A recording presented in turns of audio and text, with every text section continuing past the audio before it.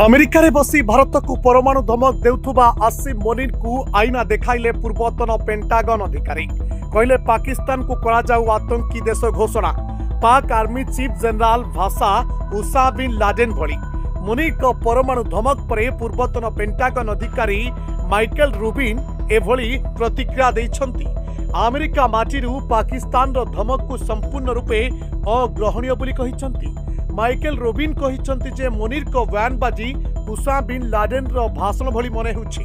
पाकिस्तान को प्रमुख अण नाटो सहयोगी मान्यता देवा बंद कर देबा उचित। एहाकू आतंकवाद रो राष्ट्र प्रयोजकंक तालिकारे रखा जिबा उचित। आसिर मुनिर होछंती सूट पिंधा लाडेन। अमेरिकीय जनरल उपस्थिति रे मुनिर का परमाणु धमक को नहीं रूबिन प्रश्न उठाइछंती।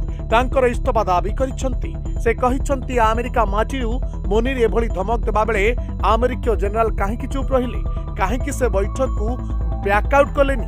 यह एक संवेदनशील प्रसंग। यह उपरे पाकिस्तान स्पष्टीकरण न देवा पर्यंत मुनिर किंबा जेकोसी अन्य पाकिस्तानी अधिकारी को अमेरिका रे अवांछित व्यक्ति घोषणा करदेवा उचित। सेमानंकु अमेरिका वीसा न मिलवा उचित। Report Dinalipi live.